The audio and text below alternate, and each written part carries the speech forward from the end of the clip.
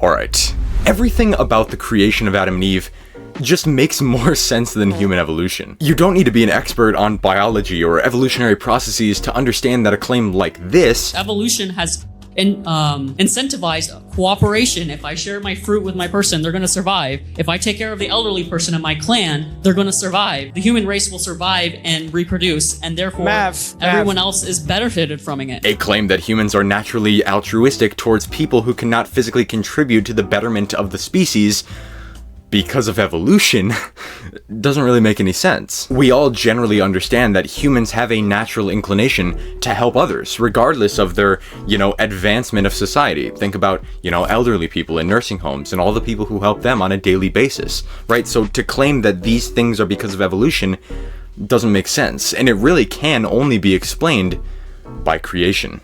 And I'll show you exactly why. Let's put this into perspective for a second. There are people who claim moral relativism, meaning there is no such thing as objective morality. Everything that you come up with as being moral is completely individual to yourself.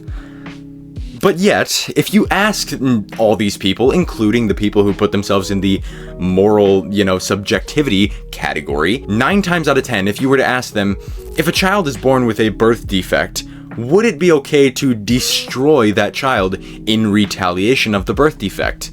Again, as I said, 9 times out of 10, they will tell you that this is wrong. It is unjust to take the life of someone just because they weren't born with perfect genes. Evolution simply does not explain this natural human thought process. If humans really did evolve, the evolutionary process is known as natural selection. Natural selection, at the very core of what it is, says that if a new generation of organism does not inherit, beneficial traits for the advancement of the species, aka if a child is born with a birth defect, then that organism can and should be destroyed. It's a hindrance. It does not need to be cared for. According to the science of evolution, that's perfectly fine. That's just how it works. It's a natural process of the selection of proper genes. But when Hitler thought a very similar thing, if you're not Aryan, you don't have the perfect genes, then you either should be treated poorly as less than, or you should be completely discarded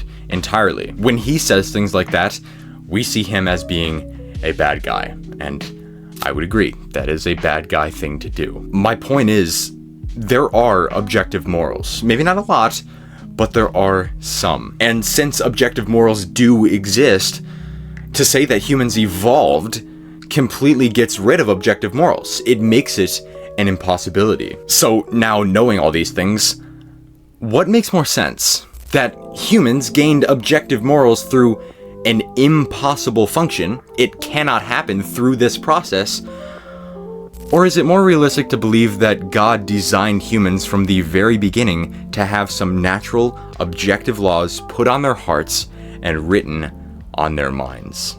Evolution, as a process, is a lot more limited than people think it is. Evolution cannot just do anything like a lot of people think it can. People will just tack on the phrase millions of years in an effort to basically say, yeah, evolution can't really do this, but in science you can never really say a 0% chance, so hypothetically, maybe, possibly, if you gave it enough time, it might, maybe, happen. This is a stretch that a lot of people just go with and believe without much knowledge on the subject. Now, I am not an expert in evolution, not even close, but I do know that evolution is a very well-studied, very well-understood branch of knowledge. And from what we do know, evolution can only evolve and adapt new things based on already pre-existing physiology in an organism.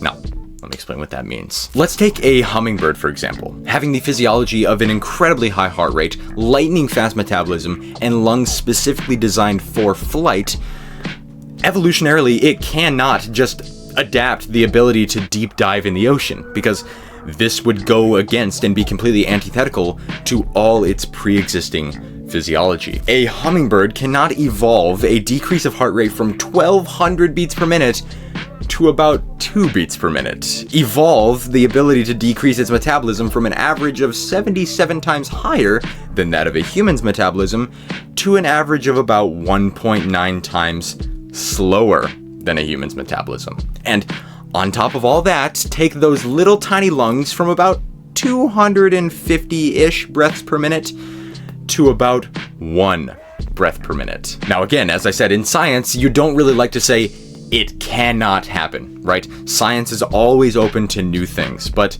as far as we know, and again, evolution is very, very well understood, yeah, it can't happen. What all of this is trying to say is, hummingbirds have a lot of specialized abilities, but humans also have a lot of specialized abilities, especially cognitive abilities. And these cognitive abilities are just practically impossible to have happened because of evolution. For example, and probably the best example, human creativity. Humans are the only animals in the history of this planet to paint the Mona Lisa.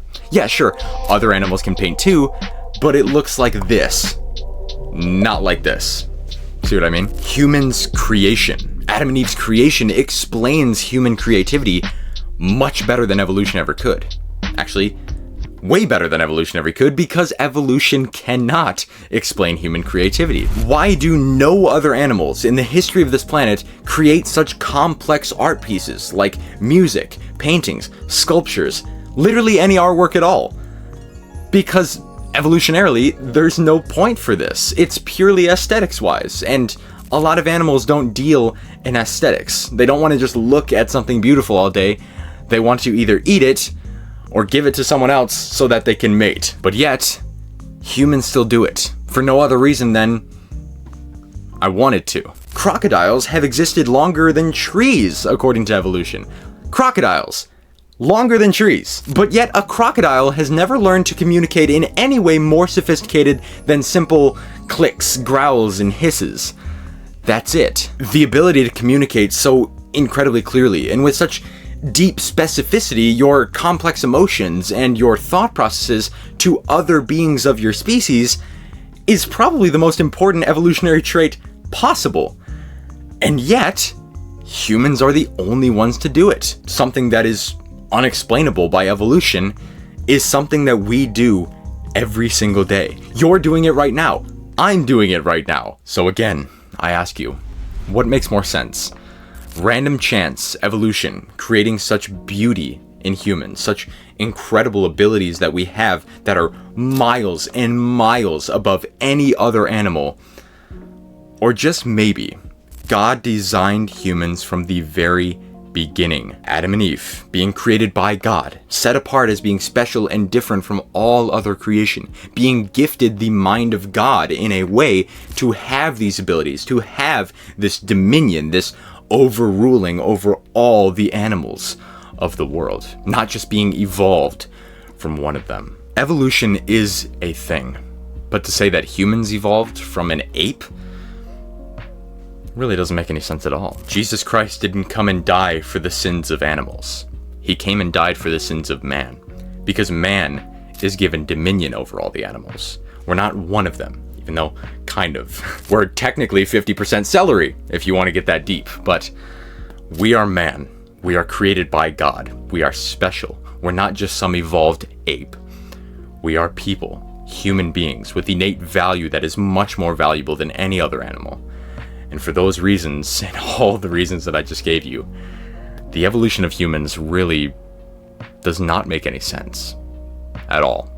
But with that, if you guys enjoyed today's video, please consider subscribing, and also check out my previous video that's linked on screen right now, and I will see you in the next one. Peace.